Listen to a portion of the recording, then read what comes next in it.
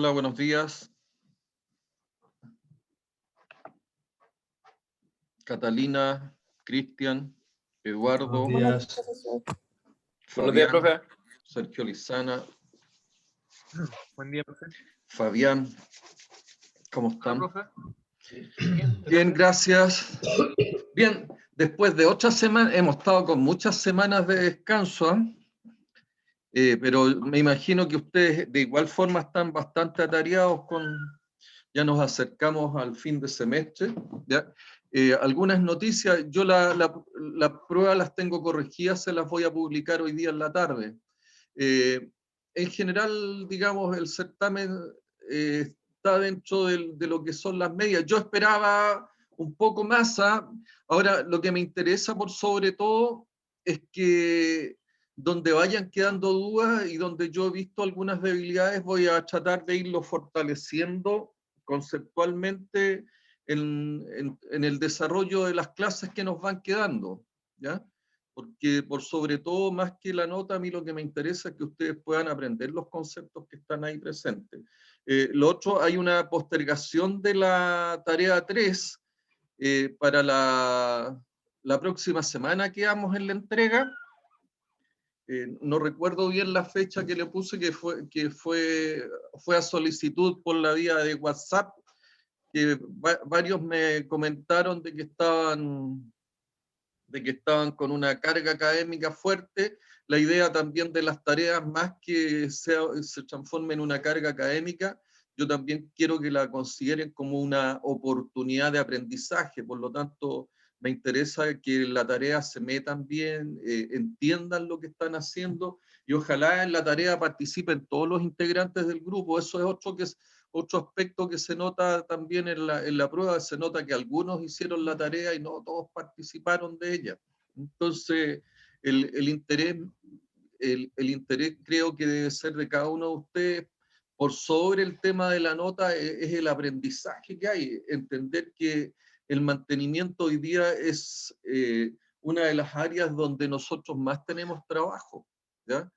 Es al mantenimiento en el cual yo diría el 80% de los estudiantes de ingeniería mecánica e ingeniería eléctrica hoy en día están llegando a trabajar, ¿ya? Entonces es importante que ustedes lleguen preparados y lleguen al final, digamos, son conceptos que les van a contribuir y les van a permitir, por una parte, poder rendir más rápidamente en su trabajo, y por otro lado, a ustedes les va a permitir tener la tranquilidad de cómo pueden enfrentar también a las entrevistas de trabajo, que hoy en día cada vez son más complejas e incluso se les exige tener experiencias aún recién saliendo del colegio, entonces, o sea, recién saliendo de la universidad. Entonces esto les permite a ustedes estar digamos, más preparados para este tipo de entrevistas y también más preparados para abordar el tema laboral. Esas son las noticias que tengo yo. Yo traigo un tema de reflexión y creo que en ese no voy a transar, porque para mí es de vital importancia que ustedes, dentro también de su experiencia, logren familiarizarse con situaciones de este tipo. Si no hay alguna otra consulta con respecto a estas noticias, me gustaría entrar de lleno a la reflexión y que, Catalina, por favor, si tú puedes leer el titular de esta noticia. Primero, si hay alguna consulta, Catalina, respecto a lo que hemos conversado. No, profesor, porque nos dio de plazo una semana más para el trabajo, y lo de las pruebas es algo que independiente de cada uno su esfuerzo. Sí. Lo otro, por favor revisen algunos, porque hay de la tarea 2, hay un par de grupos que yo no he recibido la tarea 2 y puede que se les haya quedado, en algún lugar ahí en el sistema del computador, ¿cierto? Dentro de los correos no enviados, que hay un par de grupos que a mí no me han llegado. Entonces a mí me interesa de que lo revisen y en general que vean todos y en lo posible que me reenvíen la tarea 2, porque hay un par de grupos en los cuales yo no recuerdo bien, pero que no me han llegado. ¿Ya? Y de la tarea 3 es una semana más. ¿Mm? Catalina, por favor, si tú puedes leerme lo de la noticia que yo quiero que analicemos y a lo mejor hacer tú un contexto inicialmente. Escolar murió electrocutado en el Liceo Industrial de Puente Alto. El joven cursaba cuarto medio en el establecimiento y junto a otros 2 compañeros se encontraba aparentemente en un taller de electricidad.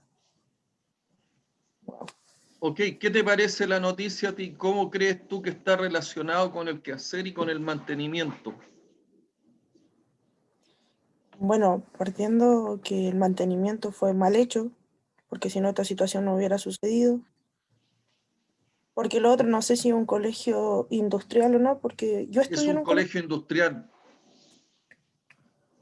Es por un ejemplo, nosotros colegio industrial católico, subvencionado y cuyo, digamos, que depende de la Iglesia Católica.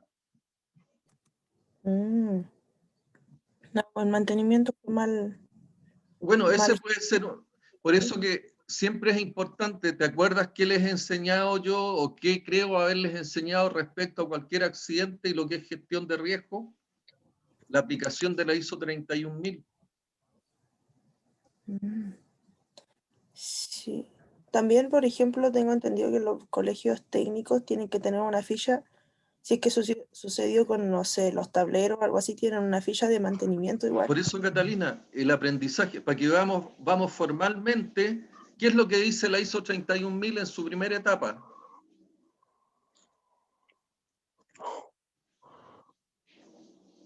Gestión de riesgo. Que lo aplicamos en el GRM, en el gestión de riesgo mantenimiento.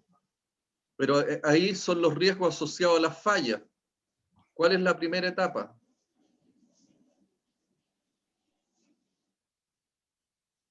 ¿Alguien se acuerda, Cristian? Establecer el contexto. El contexto. ¿Podrías tú señalarme cuál es el contexto en este caso de este accidente?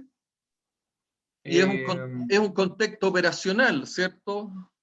Podríamos Sí, denominarlo. probablemente ¿Mm? estaban trabajando en el taller, en un liceo industrial, y ¿Qué características desde el punto de vista de un taller, de un liceo industrial? ¿Quiénes participan ahí?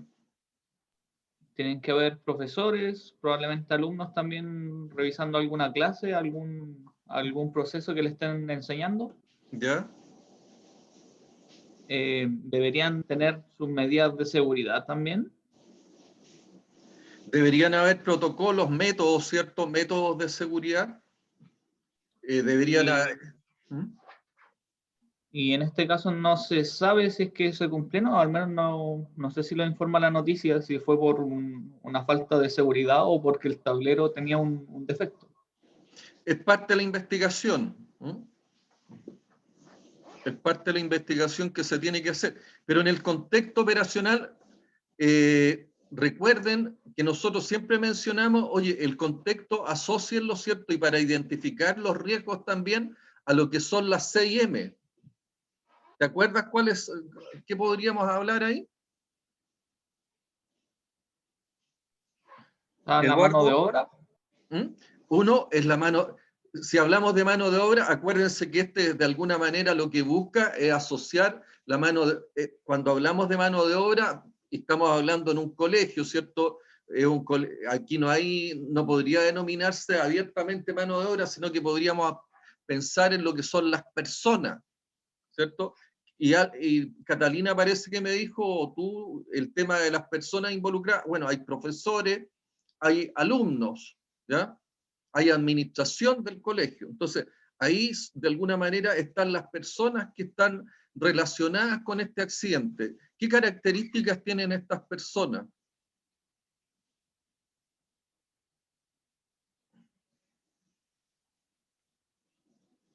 No son expertas. Una, no son expertos, ¿cierto? Ahora, claro, los profesores debieran tener algún nivel de expertise. ¿Ya? Debieran a lo menos saber, ¿cierto? Y tener claro cuáles son los riesgos asociados. Pero en el caso de los jóvenes, ¿cierto? Los jóvenes normalmente son inquietos, los jóvenes normalmente tienen una tendencia, inclusive como no conocen abiertamente los riesgos o son de alguna manera, son más, tienen menos, son menos adversos a los riesgos, muchas veces son bastante temerarios y desarrollan acciones, ¿cierto?, que pueden llevarlos a alcanzar los niveles de peligro o sobrepasar los sistemas de control para tener administrados los riesgos, ¿ya?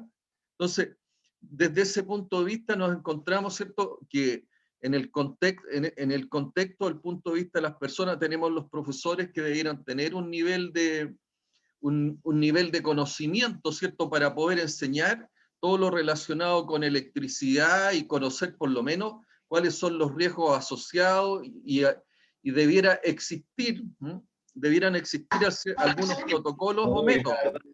¿Perdón? Creo que no. No te escucho bien.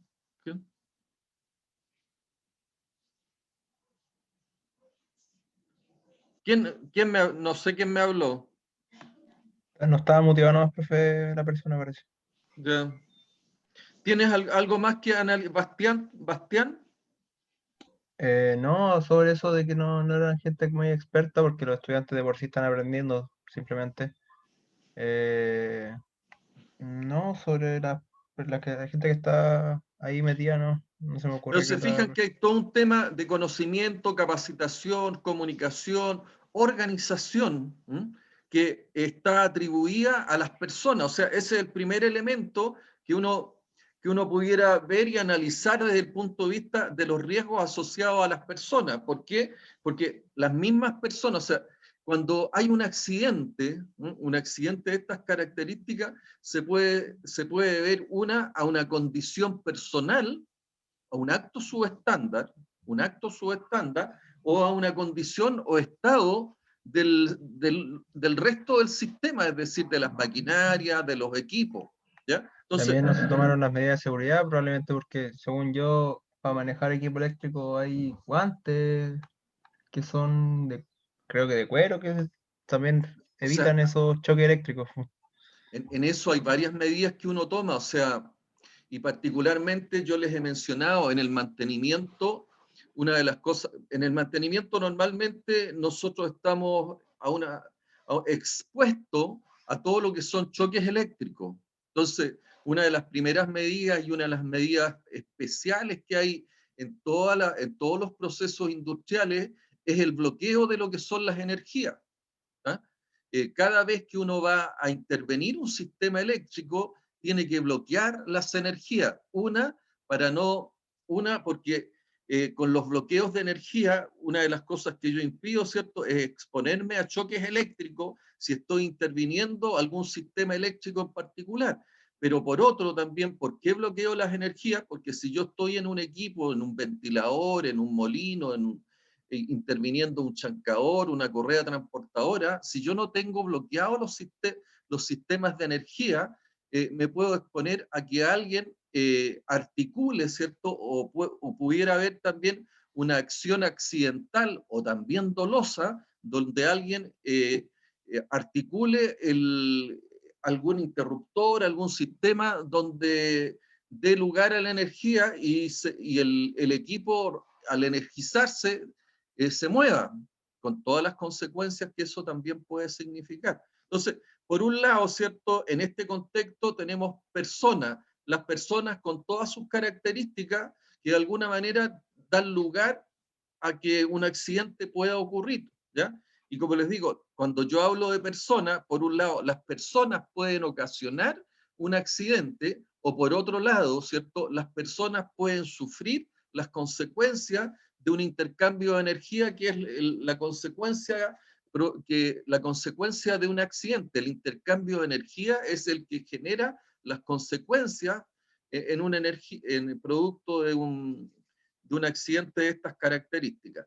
Pero por otro lado, y recordando también las 6M, ¿qué otro aspecto tenemos? La mano de obra que está asociada a las personas. ¿Qué otro aspecto usted analizaría o contextualizaría?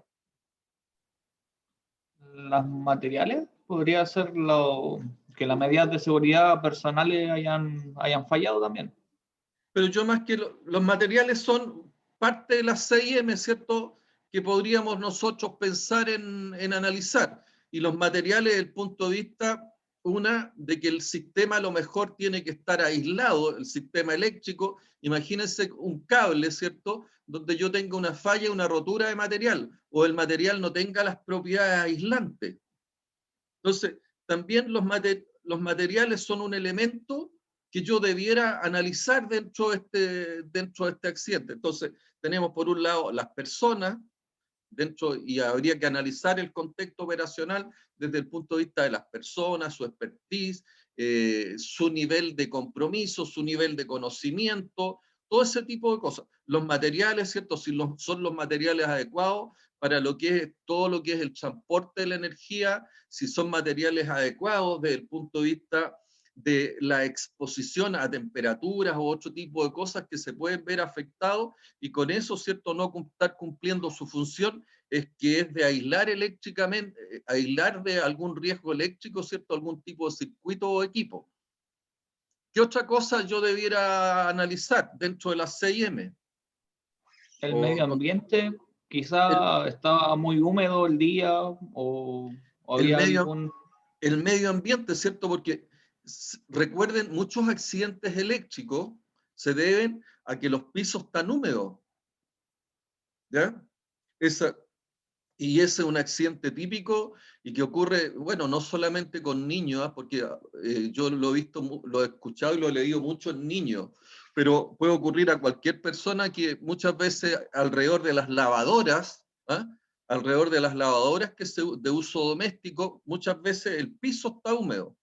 Y al estar el piso húmedo, también eso genera cierto efecto y puede generar un choque eléctrico.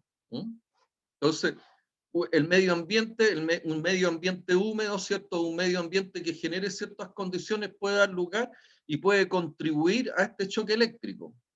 ¿Ya? ¿Qué otro contexto dentro, y considerando también las 6M? Tenemos la mano de obra, que son las personas, tenemos los materiales, tenemos también el medio ambiente. ¿Qué otro más?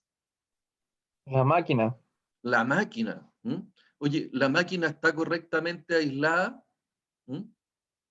Estamos hablando del punto de vista de la aislación eléctrica. La máquina tiene sus sistemas de mantenimiento. La máquina está, aquí entra el mantenimiento, ¿cierto? Tiene sus sistemas con el mantenimiento al día.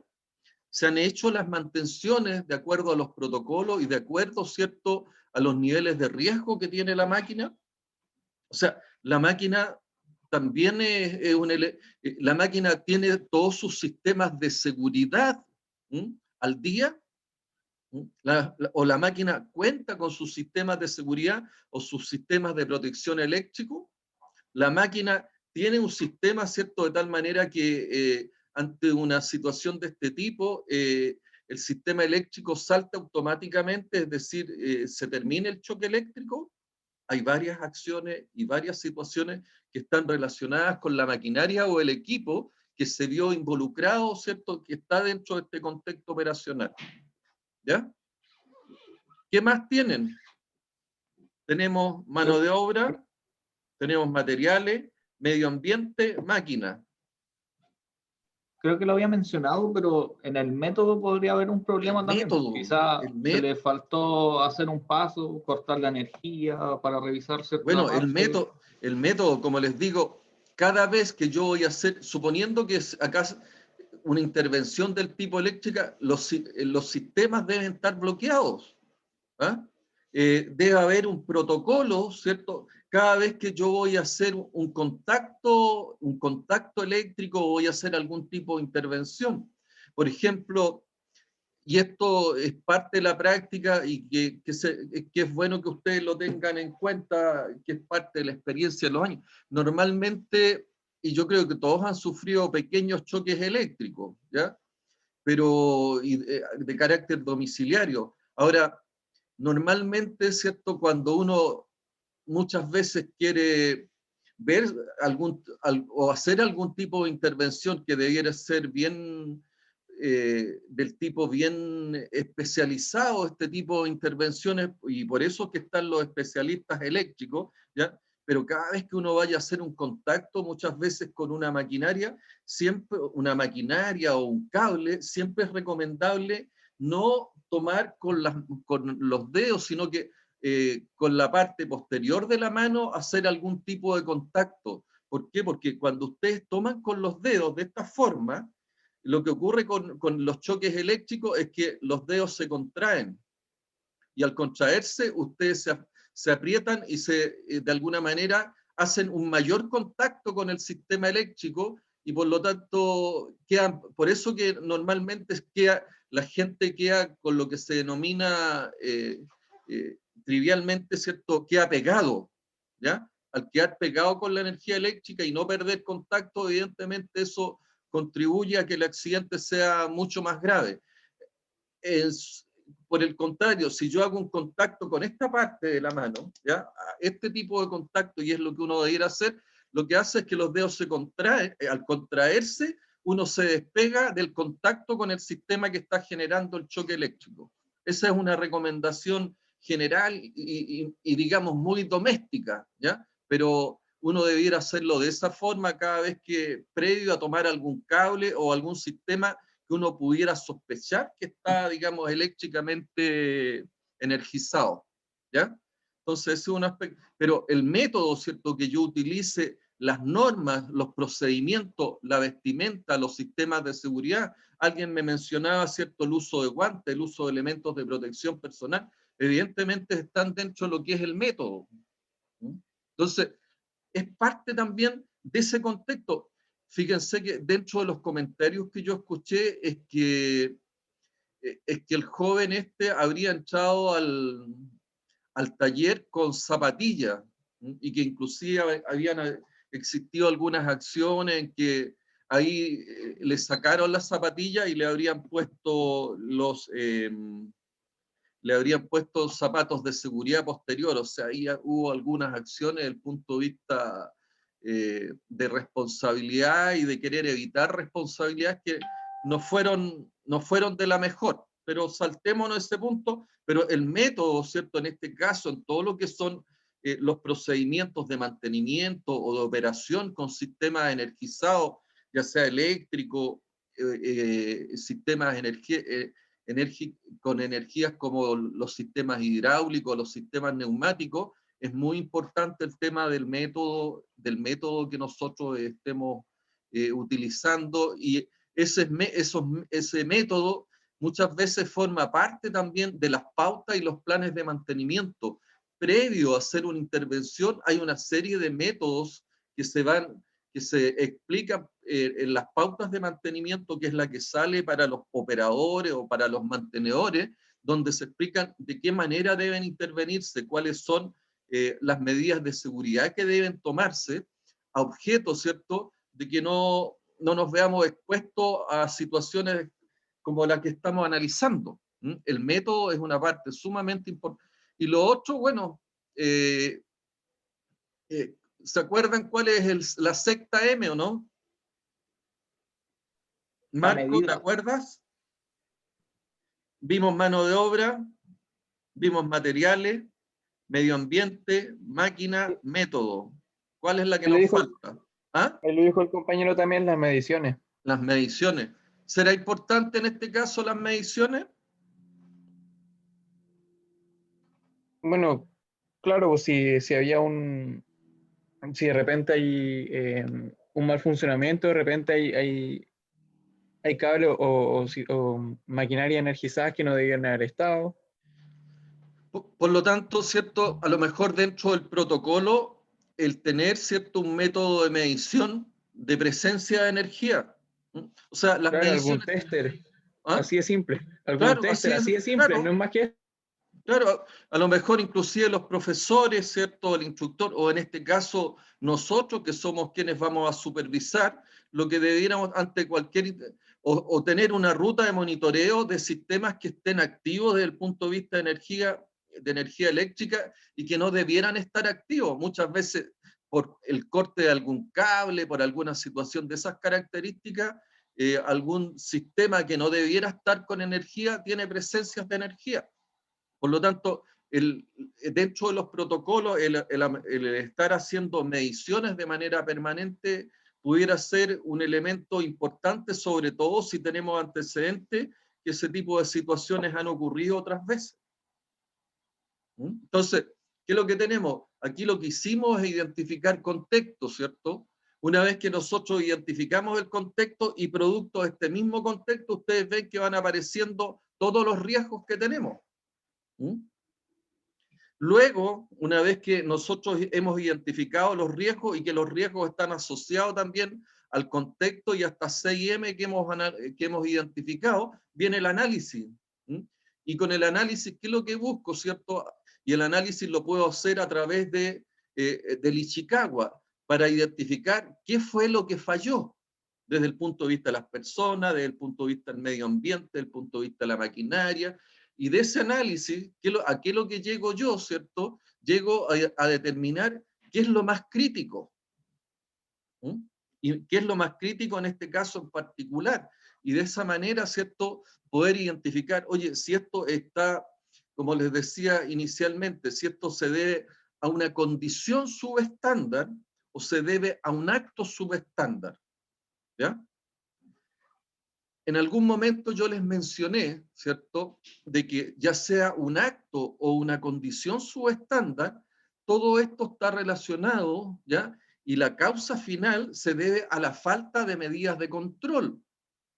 Y nosotros hemos aprendido también en el transcurso de este curso y de otros más, que el control es uno de los aspectos relacionados con la administración.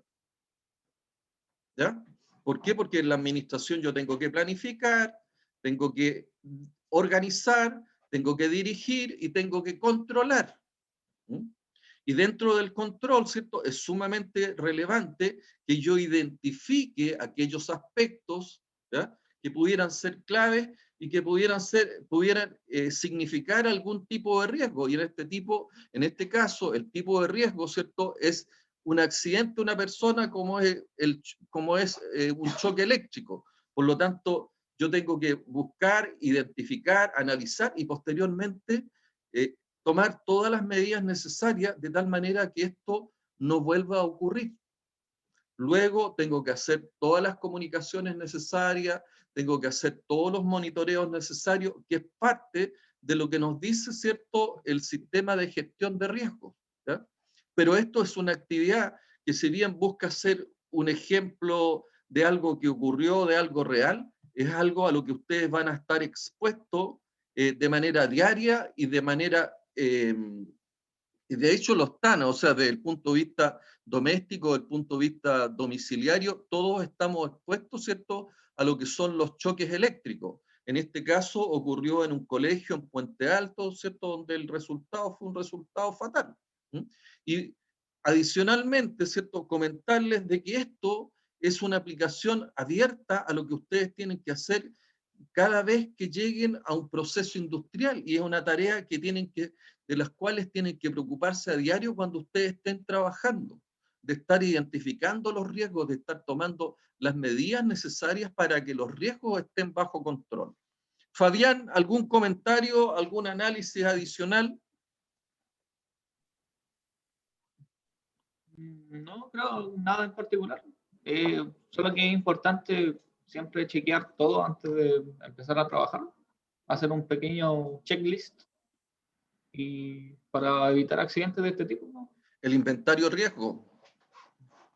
Ustedes tienen, una de las tareas fundamentales que ustedes deben tener es inventariado todos los riesgos de la planta que estén dirigiendo.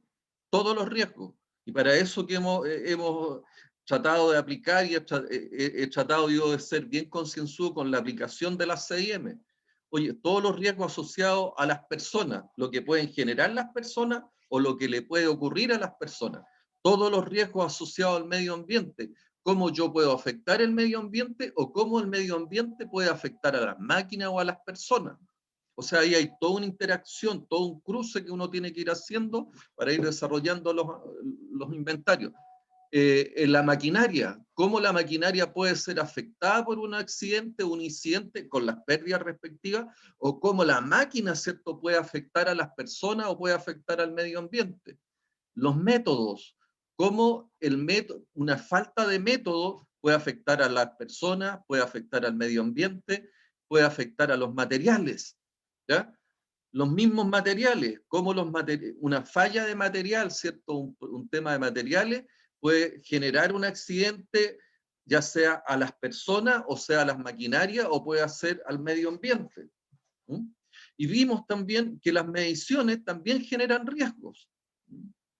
Ahora, una enseñanza que yo me imagino se las deben haber hecho en taller de manufactura y que se las voy a volver a hacer yo acá porque yo creo haberles señalado que yo tengo una pequeña empresa que es 5, ¿ya? Y producto de eso, en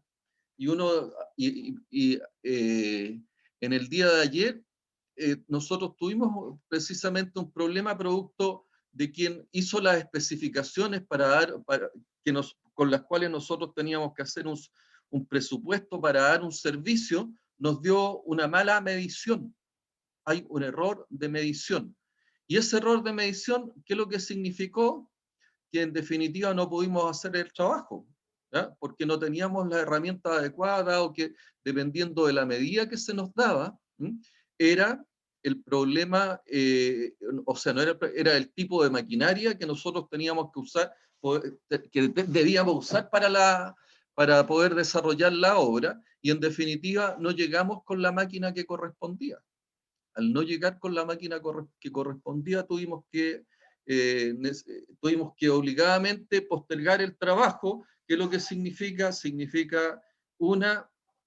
pérdidas de mano de obra, pérdidas de viaje, pérdidas desde el punto de vista de gastos generales, pérdidas desde el punto de vista que vamos a tener que arrendar otra máquina y vamos a tener que dejar de hacer otro trabajo por ir a terminar el trabajo que no. Entonces, ¿cuál es el mensaje? ¿Cuáles las mediciones? ¿Ya? Y eso es una de las cosas que, lo primero que uno hace cuando enseña los temas relacionados con máquinas de herramientas.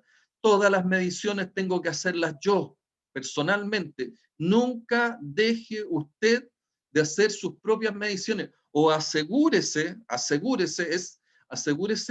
de que quien le dio la medida sea de la total confianza. Cualquier medida con la cual usted de alguna manera se confíe, tiene los riesgos como los que nosotros sufrimos, digamos, como les digo, en el día de ayer, con pérdidas que son importantes. Ahora, esa misma, muchas veces uno, producto de una mala medida, puede generar un accidente que puede ser de una envergadura mayor. ¿Ah? Una mala medida desde el punto de vista de no hacer una perforación con los tamaños adecuados puede significar que el sistema no funcione o que el sistema se ve afectado y nosotros generemos un accidente producto de una mala medición, un accidente que puede tener consecuencias fatales. ¿Ya?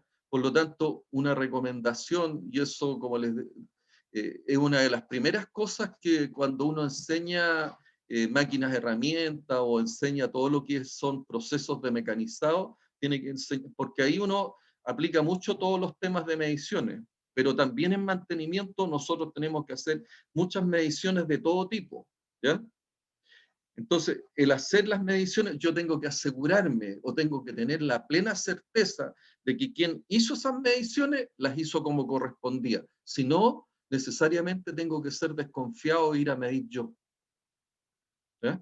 Es por eso que es importante también el ramo de mediciones, porque yo tengo que aprender a medir diferentes tipos de situaciones donde yo requiero, ¿cierto?, tener los parámetros adecuados y tener la certeza de la precisión y la exactitud de las mediciones que se están haciendo. ¿ya? De otra manera, están expuestos a riesgo, se están exponiendo a riesgo, y ustedes ven, por eso que aparecen las mediciones, ¿cierto?, como un factor de riesgo importante, ¿ya?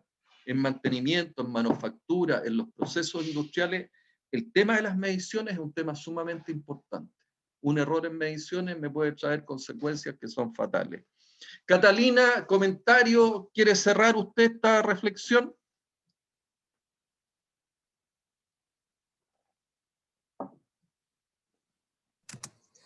Mayor comentario es tener en cuenta, como usted mencionó, la CM para el buen funcionamiento,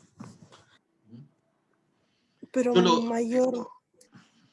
algo mayor no, porque también no sabemos la causa en sí que lo provocó, pero por ejemplo, eso de que el joven haya entrado con zapatilla al taller, encuentro que es bastante igual responsabilidad del profesor a cargo o el jefe de taller.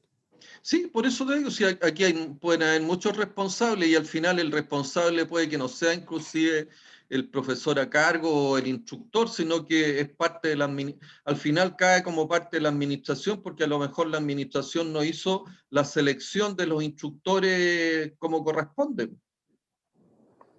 Claro. ¿Ya? Y eso yo creo que queda al desnudo cuando hacen ese tipo de acción. No seleccionaron al personal de manera adecuada. Y la causa de eso, entonces, por eso que uno al final, ¿qué es lo que recomienda? Llegue a la causa raíz. ¿Por qué tiene que llegar a la causa raíz? Porque uno tiene que evitar que el incidente o el accidente no se repita nuevamente. ¿Ya? Es por eso que quiero insistir y hacer hincapié en el tema de la aplicación de la ISO 31000 de gestión de riesgo, porque esa me permite a mí anticiparme a través de la identificación y del tratamiento de los riesgos correspondientes. Les insisto, es una herramienta que a ustedes les va a servir en todo momento. Aprendan a aplicarla. Quiero con eso, ¿cierto?, decirle de que esa es una de las mayores contribuciones que yo estoy haciendo a su desarrollo profesional. El que aprendan la aplicación de la ISO 31000 les va a ayudar en su vida diaria, en su vida doméstica, en su vida profesional, les va a ayudar en toda su vida. Aprendan a aplicarla. ¿Ya? Consultas. Yo tengo una duda sobre el mantenimiento de las máquinas del taller de la universidad. Al estar tanto tiempo sin ocuparse, por todo esto de la pandemia y que hubo clases online casi todo el año y van a haber más, ¿se va a cambiar el esquema de mantenimiento que existía o sigue el mismo nomás? Después de tanto tiempo sin uso. A ver, yo no te podría dar una respuesta muy cabal al respecto. Yo lo que sé es que nosotros tenemos todo un inventario de riesgo en los talleres, ¿ya? Ahora, creo que no vamos a poder hacer definitivamente, no vamos a tener lugar a poder hacer ni siquiera demostraciones desde el punto de vista de hacerlo en los laboratorios de la universidad en cuanto a los talleres de mantenimiento que dentro del programa, dentro del plan del ramo, están contemplados, no va a ser posible. Pero yo en los talleres de mantenimiento normalmente tengo todo un protocolo de ingreso, en los cuales está todo lo relacionado, y que eso se hace de manera previa, sin la presencia de ustedes, en cuanto al chequeo de todos los temas relacionados con el estado de las máquinas en las cuales hacemos los ensayos. Posteriormente yo les pido un preinforme que se orienta fundamentalmente al tema de seguridad, desde el punto de vista del pelo largo, del punto de vista de tener algún objeto colgante, cadenas, desde el punto de vista... a ver, relatarles en esto un incidente que yo fui testigo en el laboratorio Turbomáquina en los tiempos de estudiante, que fue hace bastante tiempo, pero que no deja de estar presente, porque hay máquinas en rotación. Estamos hablando de una máquina, de una bomba centrífuga que estábamos ensayando y teníamos que hacer el informe de laboratorio, y un compañero, Juan Quirmaín, Juan Quirmaín fue con bufanda, ¿ya? Y en ese tiempo inclusive nos dejaban fumar en los laboratorios. Y Juan parece que se descuidó, fue a sacar, no sé si un cigarrillo o los fósforos para encender un cigarrillo, y al agacharse, y tenía una bufanda colgando, la máquina tomó la bufanda y lo tiró contra el sistema de potencia, el sistema de movimiento. La verdad es que pudimos zafar a Juan y logramos, ¿cierto?, que el tema no pasara a mayores, pero le quedó por mucho tiempo, inclusive desde que salió de la universidad, toda una marca en su cuello, ¿ya? Podía haber sido realmente mucho más terrible, porque podía haber resultado, golpeado por la máquina, y haber resultado inclusive estrangulado, con consecuencias hasta fatales, ¿ya? Entonces, el tener elementos muchas veces colgantes, como son cadenas, el tener el pelo largo, o el pelo largo sin tenerlo, digamos, contenido de alguna forma, puede generar y puede ser causa de riesgo. Los cordones, muchas veces cordones de zapatillas, los cordones desatados, puede ser una causa también de resbalamiento y irse contra las máquinas. Entonces, yo por lo menos en los que son los laboratorios de mantenimiento tengo todo un protocolo donde yo les pido que identifiquen ustedes mismos cuáles son los potenciales riesgos, y dentro de esos potenciales riesgos tomar las medidas y las precauciones correspondientes. Y una de las cosas que le pido también al ayudante es que haga los chequeos correspondientes, ¿ya? Pero esas son las medidas. Ahora, yo creo que este tema de la seguridad en lo que son las máquinas y en los laboratorios es un tema que nosotros hemos ido avanzando en la universidad en la medida que han aparecido gente con alguna experiencia en todos estos procesos industriales, pero hasta hace un tiempo teníamos bastantes falencias que hemos logrado superarlas, pero yo no podría garantizar el estado total de las máquinas. Yo creo que esa es una contribución que ustedes, con la experiencia o con el conocimiento que han ido adquiriendo, pudieran ir haciendo los análisis y pudieran ir haciendo las observaciones correspondientes. Esa es una práctica que también se hace dentro de la industria. En la industria uno tiene algunos mecanismos, ¿cierto? Inclusive un teléfono de denuncia o un buzón de denuncias donde uno va señalando cuáles son las condiciones, e incluso algunos de los actos subestándar en los cuales uno pudiera estar, se ha visto involucrado, ¿ya? Pero el sistema de denuncia lo que busca es, de alguna manera, salvar vidas, salvar y evitar que ocurran consecuencias, que nosotros tengamos alguna condición y que genere alguna consecuencia que pudiera ser crítica o grave, ¿ya? Entonces, las denuncias que uno tiene que hacer frente a condiciones o actos subestándar, o si ustedes ven dentro de la misma universidad una maquinaria, un sistema o un acto, ¿cierto?, de alguno de sus monitores o de alguno de sus mismos compañeros, eso tiene que ser controlado por todos nosotros. Esa es una responsabilidad de cada uno de nosotros. Es lo que pasa lo que nos pasa en la casa. Pues si vemos, oye, una condición subestándar, evidentemente tenemos que preocuparnos porque alguno de la familia, ¿cierto?, el papá, la mamá, un hermano, un sobrino, pudiera verse afectado. Eso mismo tiene que estar presente en la universidad, eso mismo tiene que estar presente cuando ustedes ya estén desarrollando su trabajo, porque ahí no solamente tienen la obligación moral, ¿ya?, sino que tienen la obligación desde el punto de vista de que es parte de su responsabilidad la seguridad de sus trabajadores, ¿ya?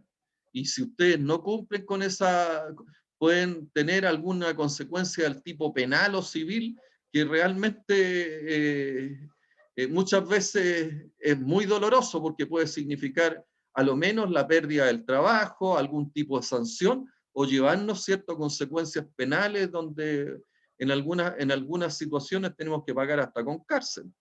Entonces en eso hay que ser cuidadosos.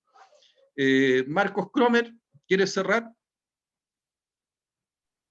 Ya, o sea, A mí lo que más o sea, lo que más me queda de lo que nos ha enseñado y que lo ha dicho, es saber aplicar la ISO 31000 para la gestión de riesgo es fundamental y es aplicable a todo. Sí, Y como ejemplo, a mí no se me va a borrar nunca la cabeza, profe, cuando nos contó que este gallo en el molino que no cortaron la corriente, no bloquearon la corriente y bueno, pasó lo que bueno, es pasó. que eso es dramático.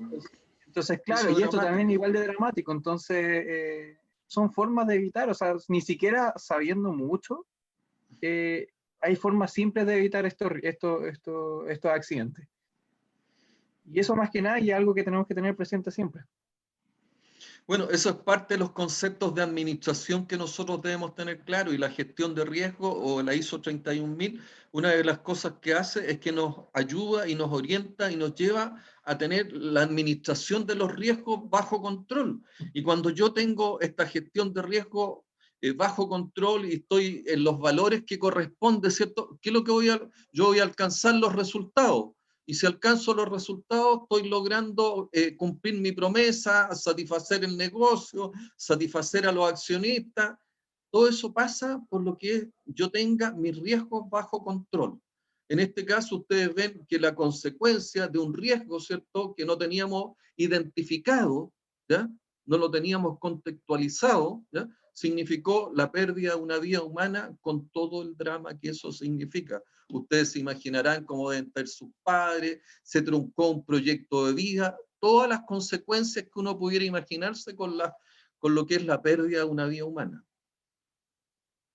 Entonces, ¿ya?, si uno después empieza a asociar, oye, hay pérdida, y yo les he dicho, hay pérdidas no solamente desde el punto de vista de las personas, hay pérdidas asociadas, ¿cierto?, a aspectos medioambientales, hay pérdidas asociadas a aspectos relacionados con las comunidades, hay pérdidas que se relacionan con todo lo que es la parte estratégica, que tiene que ver con los aspectos del punto de vista de lo que es el prestigio y desde el punto de vista legal. Del punto de vista del prestigio está muy asociado a lo económico, porque una empresa que pierde su prestigio, ¿cierto? Yo les mencionaba también el caso del accidente aéreo debido al tema de un tubo pitot.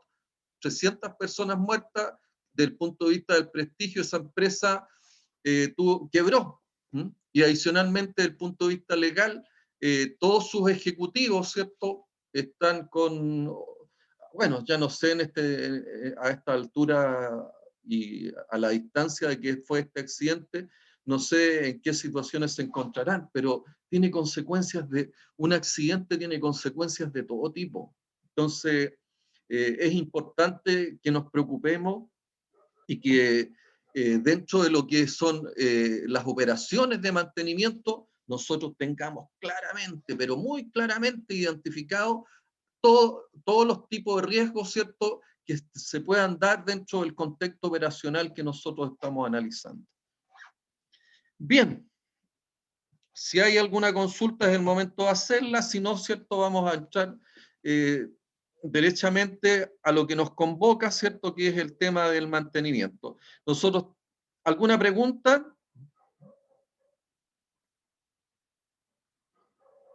Si no, Eduardo Pérez, ¿se acuerda lo que vimos en la última clase? Eduardo, Aquí estoy, profesor. ¿te acuerdas lo que vimos en la última clase?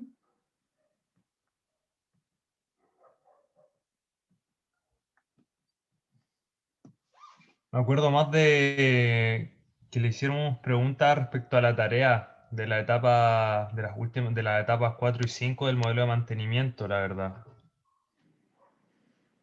Pero a mí me interesa que avancemos en el contenido que está relacionado con las etapas 4 y 5 también.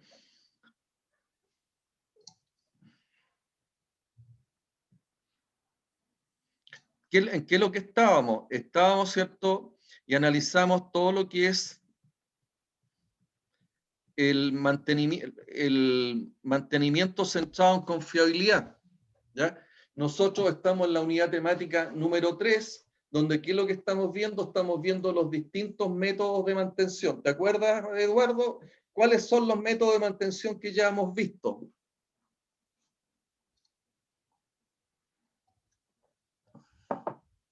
¿Los qué, profesor? Los métodos de mantención que hemos visto. Mantención predictiva. Esos son los tipos de mantenimiento. El tipo de mantenimiento, el predictivo, el preventivo, el correctivo. Antes de la falla, después de la falla. Pero aquí son... y esos tipos de mantenimiento son las herramientas que yo utilizo, ¿cierto?, a objeto de desarrollar y que me sirven para... y que utilizo en los distintos métodos de mantenimiento. Los métodos de mantenimiento, ¿para qué nos sirven?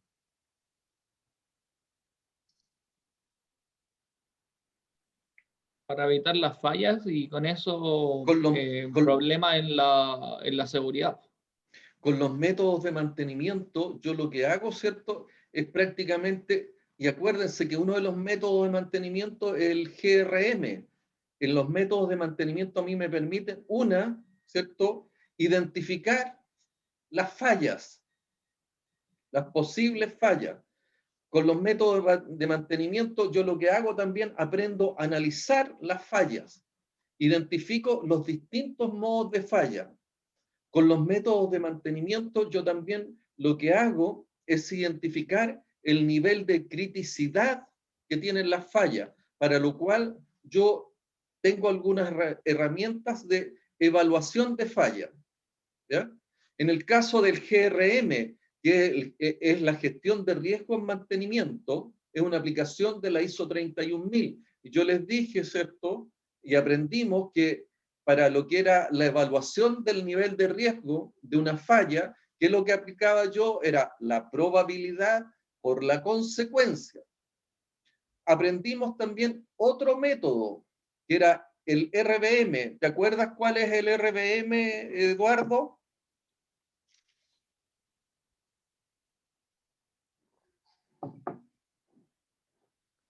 Eduardo. Sí, profesor. Está basado en determinadas probabilidades numéricas, estocásticas, creo El que dijo. RBM es el mantenimiento basado en riesgo. Y el mantenimiento basado en riesgo se aplica cada vez que yo me puedo encontrar con una falla cuyas consecuencias pueden ser de carácter catastrófica. Acuérdense, y yo se lo señalé, esa puede ser una pregunta de certamen. ¿Bajo qué condiciones yo aplico el RBM, el mantenimiento basado en riesgo? ¿Ya? Posteriormente yo les dije, oye, otra de las preguntas de certamen puede ser, ¿cierto? Oye, ¿cuál es el protocolo que yo aplico, ¿cierto? ¿Cuál es la metodología que yo uso para lo que es el mantenimiento basado en riesgo? ¿Se acuerda, Eduardo, no? Que es en base a un inventario crítico. Hay un método que yo aplico cada vez que yo quiero hacer uso del método del mantenimiento basado en riesgo. ¿Cuál es ese método?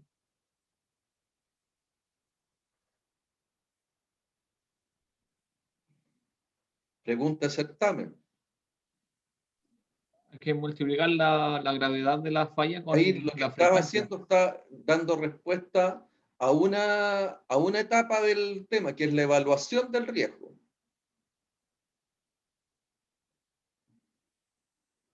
¿Te acuerdas cuáles son las distintas etapas, no?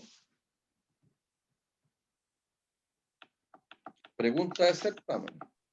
Hay que establecer el contexto con la ISO 31. Ahí lo tiene. Ahí está la respuesta. Léela, Eduardo. Profesor, estamos pegados con la página de la noticia. Ahí. No, todavía no. ¿Con qué están pegados, Catalina? A La ver, noticia. Con la noticia de los estudiantes. Dinamo.cl. Ah, ya, espérate. Ahí. Sí, ahí está la PPT. Ya, Eduardo, ahora sí. Perdón.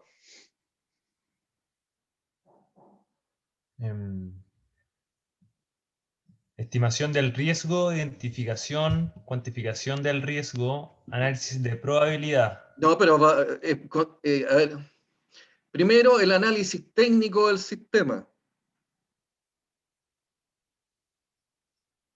El TOS, que más o menos viene siendo, ¿cierto?, el contexto operacional. ¿Mm?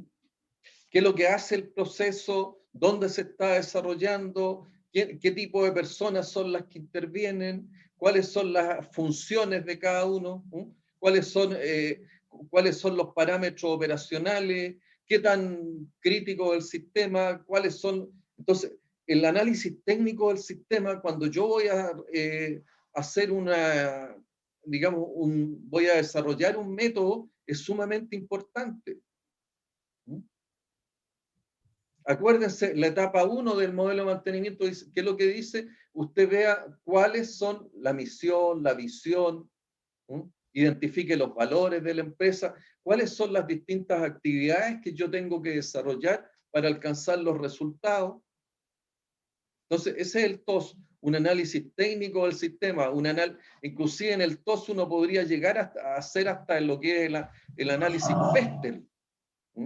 Lo político, ¿cierto? Lo económico, lo social. Pero entonces, ¿Ah?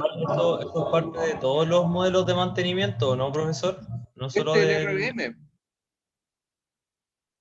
Este es el RBM. Ahora, si tú me Ya. dices, el RBM, el GRM y el RCM se parecen mucho porque todos tienen prácticamente esta misma metodología. ¿Ya? ¿Dónde hace énfasis el RBM? El RBM hace un énfasis, ¿cierto? Ya desde el punto de vista, como son fallas cuyas consecuencias pueden ser catastróficas, la identificación y la cuantificación de la probabilidad de falla y del tiempo medio entre fallas es sumamente relevante. ¿Ya? ¿Por qué? Porque de esa manera yo logro anticiparme a que no ocurra la falla. Y de esa manera yo lo que logro, ¿cierto?, es no tener las consecuencias.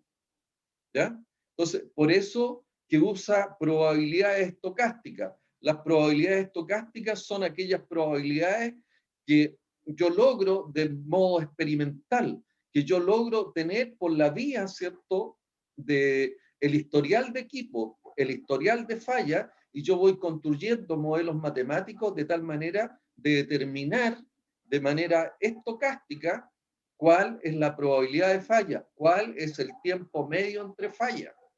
¿Ya? Entonces, de alguna manera, el RBM lo que tiene es que es un proceso que es muy caro, muy costoso. ¿Por qué? Porque obtener las probabilidades de falla, los tiempos medios entre fallas, en su contexto operacional, no es un tema sencillo, no es un tema fácil. Yo inclusive les dije, mire, hay un manual, el OREDA, que es un manual español, donde tiene muchos historiales respecto a lo que son probabilidades de fallas, tiempos medios entre fallas, mucha estadística, mucha información, mucho dato, ¿ya? Por eso que el Big Data, que es la tecnología hoy día de búsqueda de datos, puede ser una herramienta poderosa cuando yo busco determinar lo que son estas probabilidades estocásticas. El uso de la tecnología, lo que se viene hoy día con lo que es la 5G,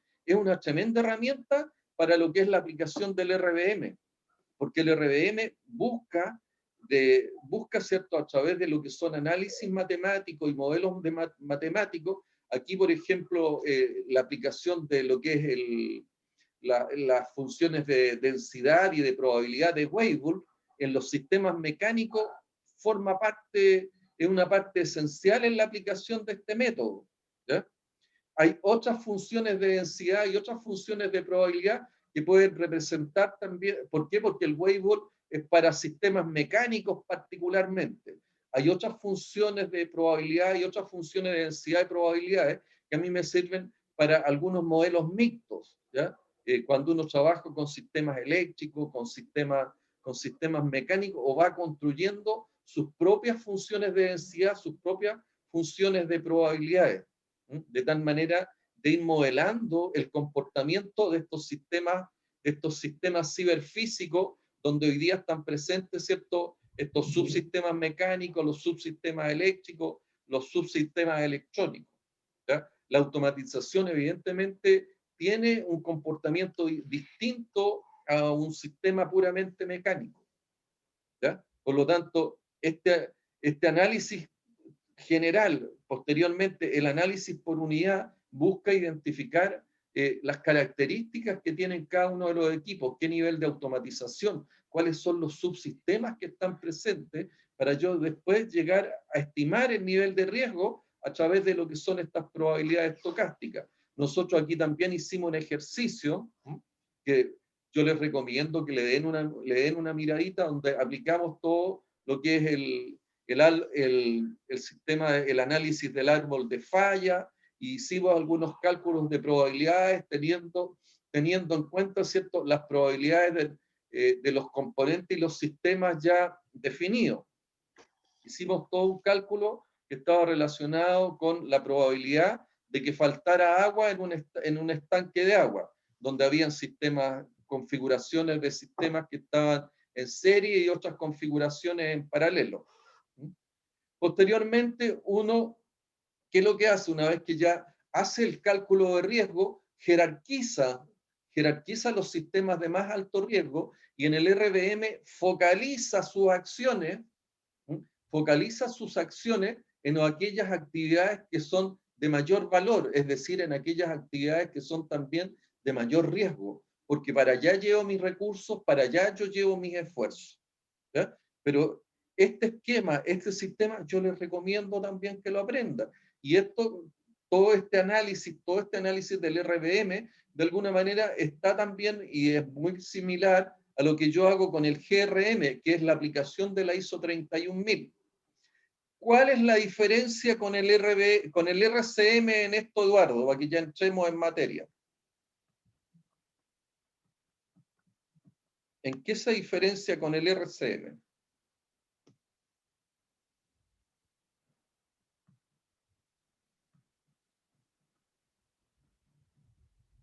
¿Eduardo? Sí.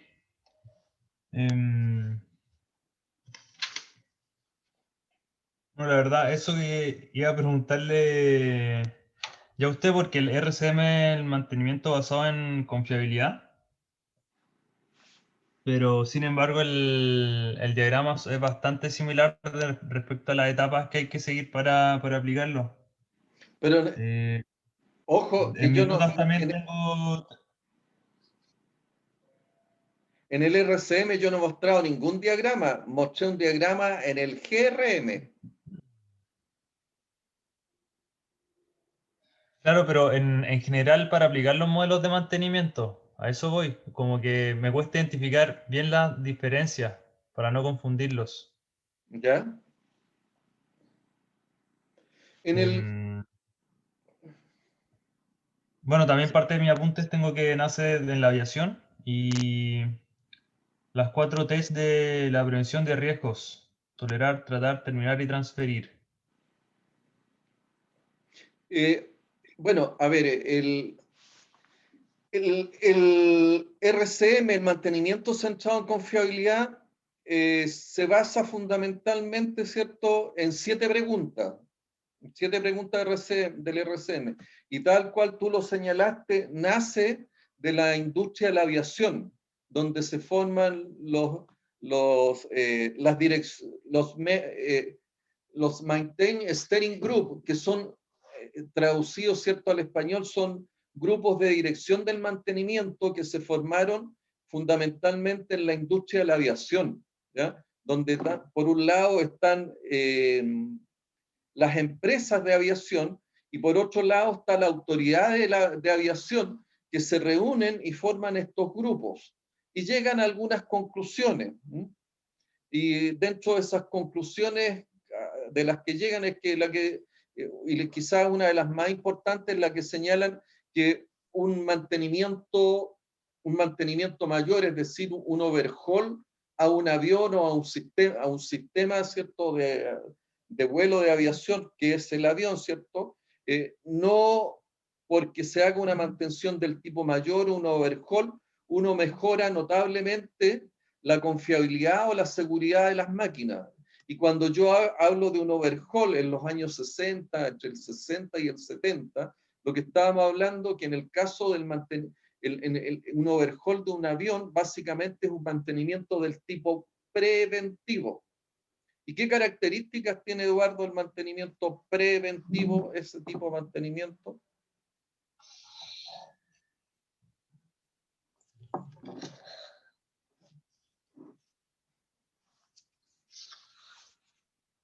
¿Te acuerdas o no? Nosotros tenemos tres tipos, creo que tú hablaste de los tipos de mantenimiento. Tenemos el predictivo, el preventivo cíclico de reparación y el preventivo cíclico de restitución, que son los mantenimientos más aplicados, los tipos de mantenimiento más aplicados antes de la falla. Sí, del preventivo me pregunto, ¿no? ¿Sí? O del predictivo. Bueno, que son tareas de restauración cíclica. Se mide como usómetros, por ejemplo, la cantidad de kilómetros o de horas de operación Horas de o vuelo de sería en el unidades, caso de los aviones. producidas para ¿Sí? aplicarlo. Como en base a eso, cuantificaciones se aplican. Pasada una cantidad de kilómetros, yo hago una intervención, ¿cierto? En el caso de los automóviles, en el caso de los vehículos, de los sistemas móviles, yo lo hago por kilómetros. Oye, pasada una cierta cantidad de kilómetros, ¿qué es lo que hago? Hago una intervención donde, oye, hago cambios de filtros, hago cambios de aceite, hago alineamiento, hago balanceo, hago algunos ajustes, algunas calibraciones, pero eso lo baso en kilómetros. En el caso de un avión, ¿cuál sería el usómetro más recomendable? Yo creo que las horas de operación que Las horas de tiene, vuelo. Las horas de claro, vuelo. las turbinas o horas en el aire, quizás, Horas de vuelo. tiempo volando. En el caso de los aviones son las horas de vuelo. Da una cierta cantidad de horas de vuelo, ¿cierto? Ahora, dentro de las pautas de mantenimiento, hay pautas que son diarias. ¿Ya? Que yo hago, oye, en el caso de los aviones, ¿cierto?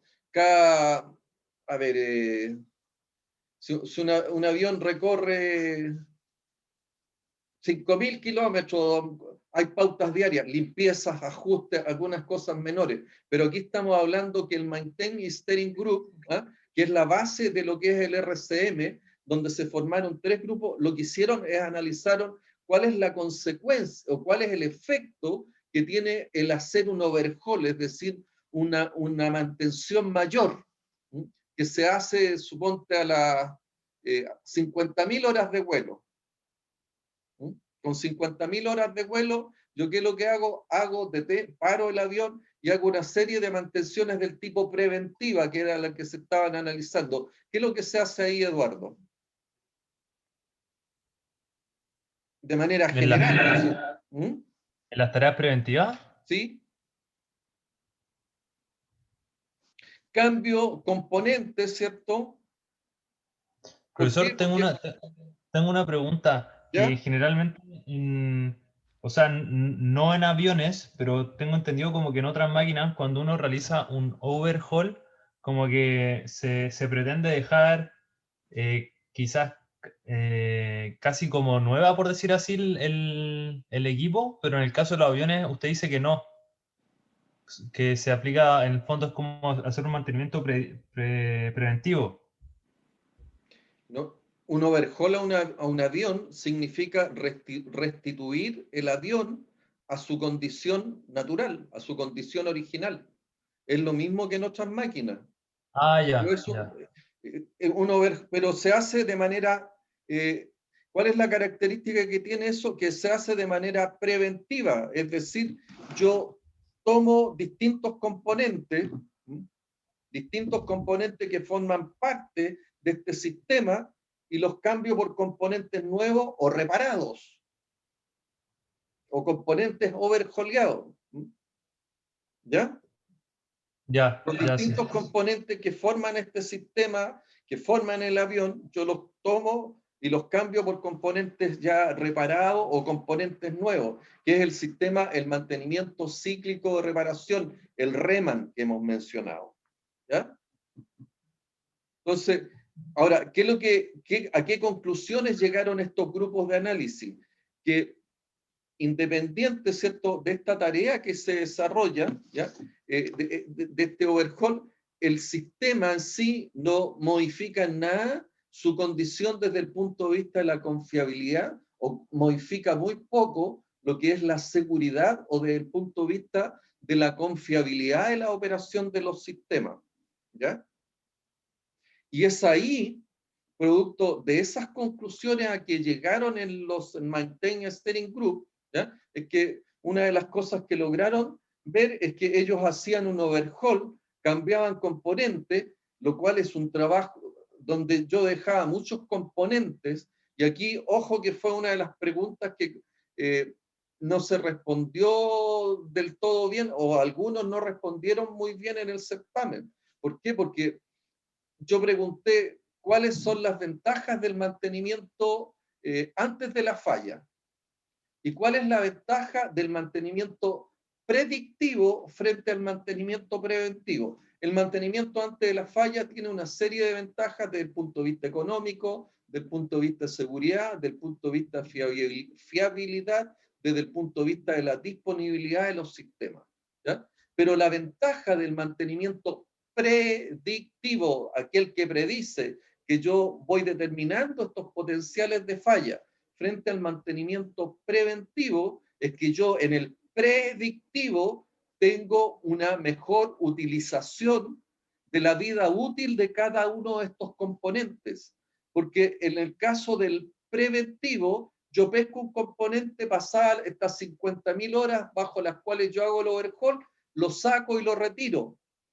Y dejo de lado mucha vida útil, y mucha vida útil que yo podía haber usado, ¿cierto?, con la consecuencia que tiene desde el punto de vista de los costos del mantenimiento, porque son componentes que yo estoy sacando y los voy a mandar a reparar, y que posteriormente vuelvo a instalar, y que probablemente inclusive su vida útil no haya sido afectada prácticamente en nada.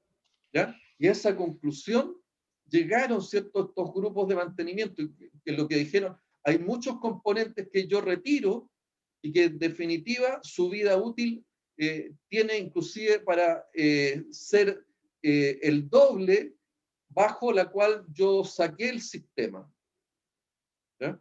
Entonces, esa es la ventaja, que yo en el caso del predictivo, yo tengo una mejor utilización de la vida útil de los sistemas. En el preventivo yo saco el componente sin saber cuál es su estado real. ¿Por qué? Porque el mantenimiento preventivo me está diciendo, usted a las 50.000 horas tiene que retirar este y este 8 componentes. ¿Se entiende eso, Eduardo? Sí, profesor. Catalina.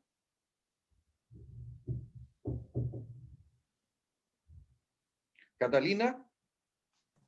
Profesor, ¿Entendiste la diferencia, cierto? ¿Y cuál es la ventaja entre el mantenimiento del tipo predictivo del preventivo? ¿Y por qué hoy día se usa tanto el predictivo? esa es la pregunta de certamen. Sí, pues. Sí. Lo que pasa es que no todos respondieron y no todos me tenían claro ese tema, entonces me metieron entre medio, oye, no, es que yo, si no encuentro un mantenimiento del tipo, o sea, si no, me hablaban del mantenimiento proactivo, me hablaban del mantenimiento proactivo, y el mantenimiento proactivo, yo les dije, el mantenimiento proactivo se aplica en el caso del mantenimiento antes de la falla, como así también en el mantenimiento después de la falla. ¿Y qué es lo que hace uno en ese caso? En el caso del mantenimiento proactivo es que Cuando yo estoy realizando un mantenimiento del tipo predictivo o preventivo, yo detengo el equipo y al detener el equipo, ¿cierto? Estoy haciendo toda una observación para hacer el mantenimiento, estoy mirando el contexto, estoy mirando también qué es lo que ocurre en el sector que yo estoy interviniendo, y ahí me puedo dar cuenta de una falla, ¿ya? Y al darme cuenta de una falla, lo que hago, ¿cierto? Y ahí, por eso que se denomina proactivo, es que yo eso lo dejo planificar o lo intervengo de inmediato o lo dejo planificado para una próxima intervención. Si, por ejemplo, no tuviera el repuesto y yo pudiera esperarme más con ese componente, porque si ese componente, el componente que yo identifiqué, que no estaba en el plan de mantenimiento que estoy ejecutando, yo identifico que tiene una falla que a las pocas horas me va a ocurrir algo grave, ¿cierto? Con consecuencias graves, evidentemente yo voy a tener que parar la máquina. Pero sí puede ocurrir es que yo detecto una falla, puedo detectar un desgaste prematuro en algún componente y yo me puedo esperar para hacer la intervención, dado que ese componente no lo tengo en bodega, hago las evaluaciones correspondientes. ¿Y qué es lo que digo? Oye, pasarán unas...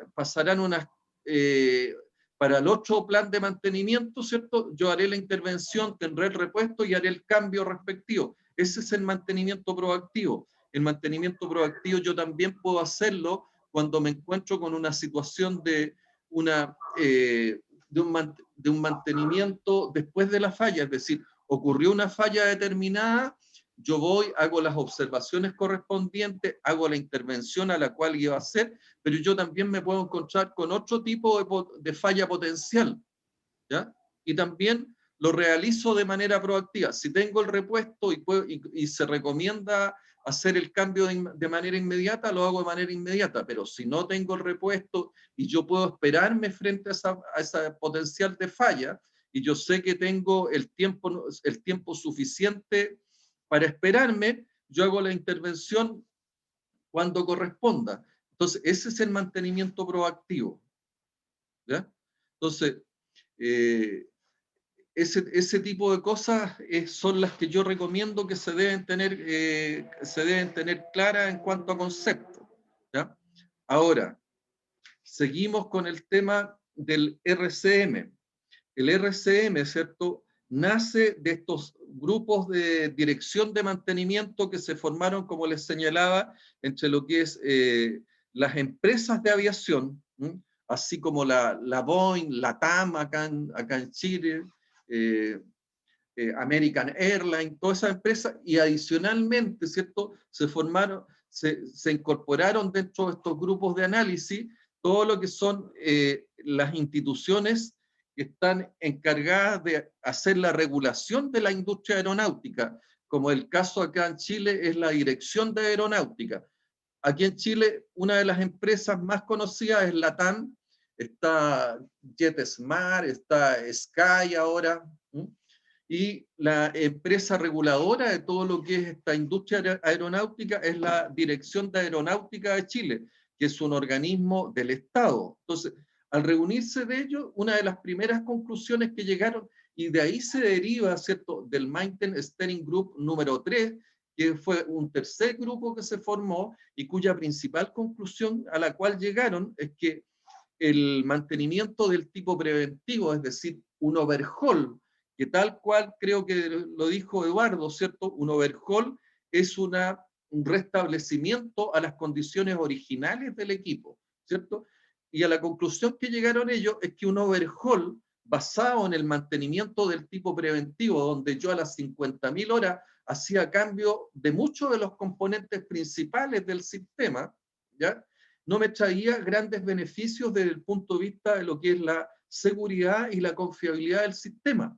Y es por eso, ¿cierto?, que de esta industria nace lo que es el RCM, y del RCM nace fuertemente lo que es el mantenimiento del tipo predictivo sintomático a condición. Esa es una de las características del RCM. Y donde el RCM, ¿cierto?, se basa fundamentalmente en hacer 7 preguntas. Bueno, posteriormente el RCM, ¿cierto?, una de las cosas que identifica cuáles son las funciones y los estándares de desempeño. Identifica claramente, ¿cierto?, cuáles son las fallas funcionales. Y para identificar las fallas funcionales, yo tengo que identificar claramente cuál es la función. Y es por eso que en la tarea y también en el certamen, yo les pedí identifiquen, ¿cierto?, y hagan un análisis EFS, que es la entrada, función, salida. Entonces, sumamente importante en el mantenimiento, identificar las funciones. Entender que hay funciones primarias, que es la función para la cual yo compré el equipo. Entender también que hay funciones de carácter secundaria, como es seguridad, como es las funciones desde el punto de vista de ergonometría, funciones que tienen que ver con aspectos ambientales, funciones que tienen que ver con aspectos desde el punto de vista de la apariencia o de la estética de un producto o de una maquinaria. Entonces, y muchas veces las funciones secundarias pasan a ser más importantes que las funciones primarias. Es por eso que yo también les señalaba, y hablábamos ahora recién cuando hacíamos el análisis del RBM, uno tiene el TOS, el análisis técnico del sistema, posteriormente, ¿cierto?, tiene el análisis por unidad. Cuando hablo del análisis por unidad, pasa a tomar importancia el EFS, donde yo tengo que identificar cuál es la función principal del equipo que estoy analizando, cuáles son las funciones secundarias del equipo que yo estoy analizando. Fabián, ¿cuáles son las funciones principales que tú identificas en una bomba y cuáles son los parámetros de desempeño que tendrías en una bomba? Función principal es generar un caudal de agua. ¿Solamente caudal? Y una presión. Caudal, presión. ¿Solamente caudal y presión?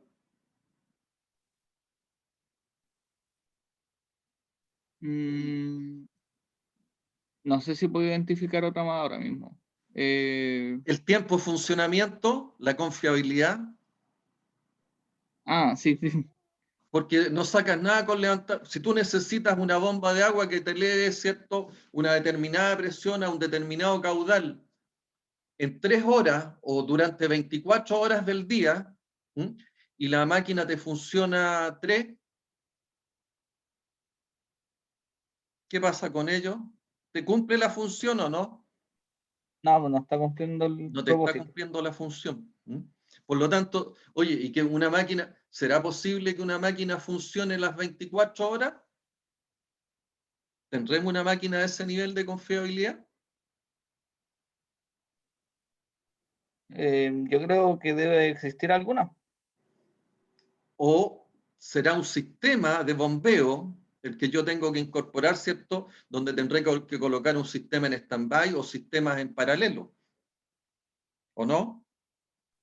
Sí, suena como una buena Porque toda solución. máquina está sujeta a desgaste, por lo tanto, toda máquina va a fallar. Tiene un nivel de confiabilidad que no es 100%. Por lo tanto, si yo quiero una confiabilidad del 100%, y que inclusive difícilmente yo tengo esos niveles de confiabilidad, tengo que tener alguna configuración en especial, de tal manera que el sistema se mantenga bombeando las 24 horas, ¿cierto? Las 24 horas a la presión que yo necesito y al caudal que yo necesito. ¿De acuerdo? Sí. Entonces, el análisis funcional es sumamente importante.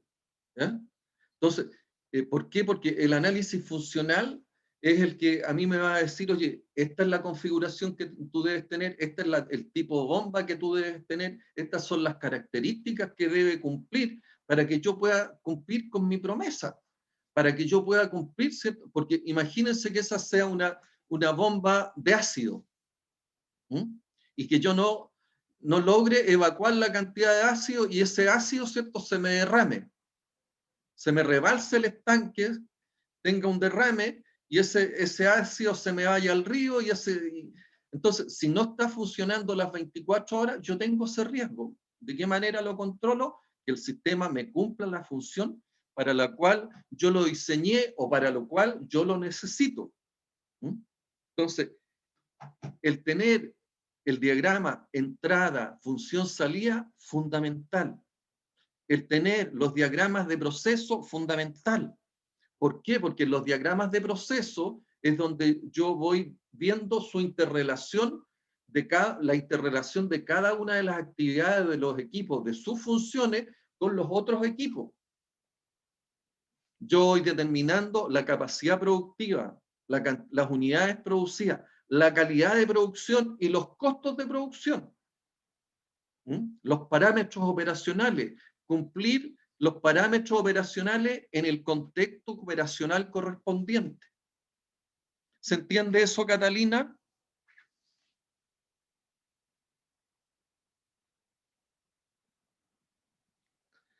¿Te muteaste, Cata?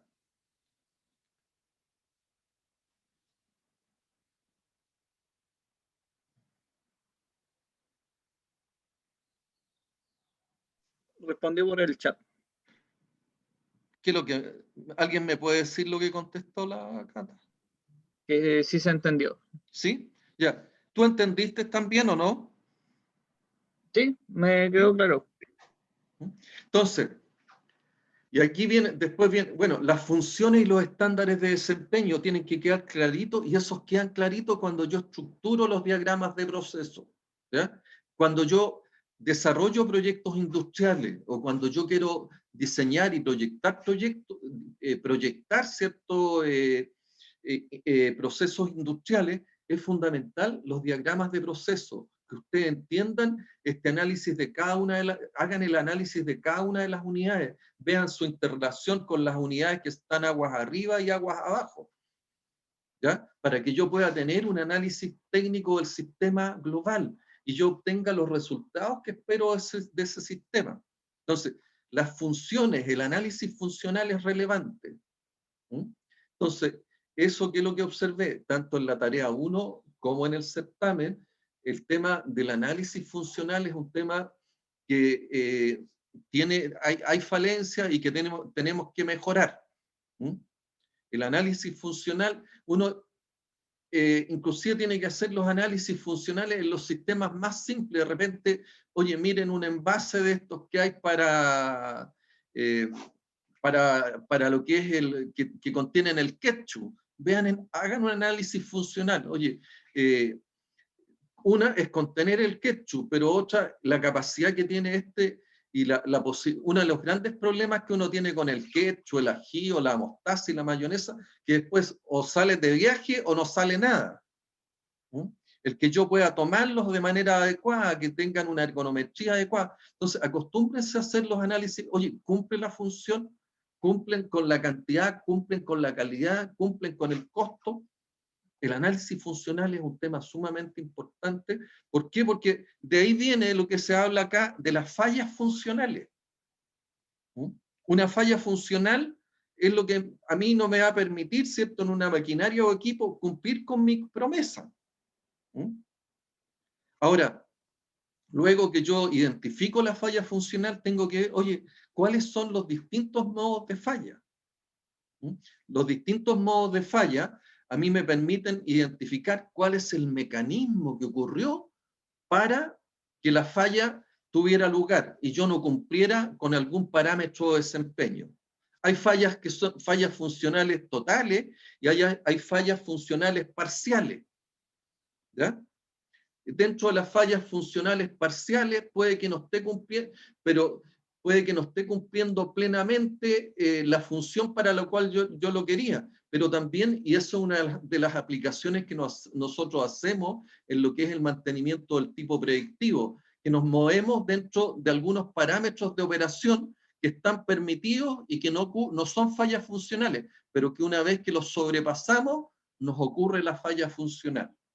Entonces, esos modos de falla que me generan esa falla funcional, yo tengo que identificarlo a objeto de tomar las medidas, de hacer las acciones, las tareas de mantenimiento que a mí me permitan, ¿cierto?, que me permitan controlar ese riesgo, ese modo de falla. Fundamental, y yo les he dicho, el RCM fundamentalmente y se centra en lo que son las consecuencias de las fallas, porque las consecuencias de las fallas son sobre las personas, sobre el medio ambiente, las consecuencias de las fallas son sobre las comunidades, las consecuencias de las fallas son legales, las consecuencias de las fallas son del punto de vista del prestigio de la empresa, y las consecuencias de la falla todas tienen consecuencias desde el punto de vista económico, ¿ya? ¿En qué caemos muchas veces? Y ese es uno de los grandes errores que se cometen, ¿cierto? En que yo me preocupo solamente de las consecuencias económicas. Y las consecuencias económicas las estoy asociando normalmente a las consecuencias relacionadas con producción. La verdad es que las consecuencias económicas, donde más nos pegan es desde el punto de vista legal o del prestigio. ¿Por qué? Porque desde el punto de vista económico, ¿cierto?, me puede significar que una empresa que está contaminando, necesariamente esa empresa va a ser controlada. Y si esa empresa es controlada y se encuentra que está contaminando, esa empresa va a ser multada. Y en algunos casos esa empresa pierde su licencia para operar. Por lo tanto, si bien pudiera estar cumpliendo plenamente el punto de vista productivo, del punto de vista medioambiental está sujeto, ¿cierto?, a penas económicas y muchas veces se le quita la licencia para operar, por lo tanto el negocio se cierra. Las consecuencias pueden ser mucho más graves que las consecuencias del punto de vista netamente productiva. ¿Ya? Entonces, el tema de consecuencias de falla es un tema que nosotros tenemos que tener también abierta la mente y darnos cuenta que no solamente tenemos consecuencias del tipo productivo, sino que tenemos una serie de consecuencias que en definitiva todas se transforman posteriormente en una consecuencia económica, que es una consecuencia de cierre, y hemos visto, ¿cierto?, que lo que significa el cierre de una empresa, cesantía, significa también aspectos sociales que se ven vulnerados, significa que dentro de lo que es el círculo virtuoso de la economía, tenemos un punto que ya nos va a traer problemas desde el punto de vista económico global, trae consecuencias desde el punto de vista social, trae consecuencias desde el punto de vista global en lo que es un país, inclusive el tema de un mal funcionamiento, de una mala operación de empresa, puede traernos las consecuencias como las que vimos ya el 18 de octubre. Dentro de lo que son las metodologías también del RCM, tenemos un árbol de decisión que nos ayuda mucho, ¿cierto? Teniendo en consideración las distintas consecuencias que yo puedo tener, el árbol de decisión me va orientando con respecto a qué tipos de mantenimiento puedo tener. ¿Sí? Puede ser un mantenimiento del tipo predictivo, un mantenimiento preventivo cíclico de sustitución, un mantenimiento preventivo cíclico de reparación, o puedo tener, en caso que pudiera ser tanto desde el punto de vista de sus consecuencias como desde el punto de vista económico, puedo tener también un mantenimiento del tipo correctivo, o sea, un mantenimiento después de la falla. Son las 11:15, ¿cierto? Vamos a continuar después, donde vamos a darle énfasis sobre todo a las 7 preguntas del RCM, y vamos a terminar durante la tarde, ¿cierto?, con todo el contenido de estas 7 preguntas, que es la que en definitiva a mí me permite construir los modelos de RCM para lo que es la aplicación de este método, que es uno de los más usados hoy en día en la industria. Y que fundamentalmente este tipo de mantenimiento se basa en lo que son las experiencias de quienes forman los grupos de mantención. Consulta si no nos vemos a las 11:15.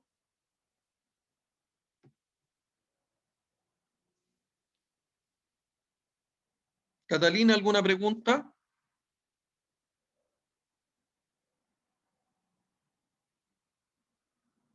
Eduardo.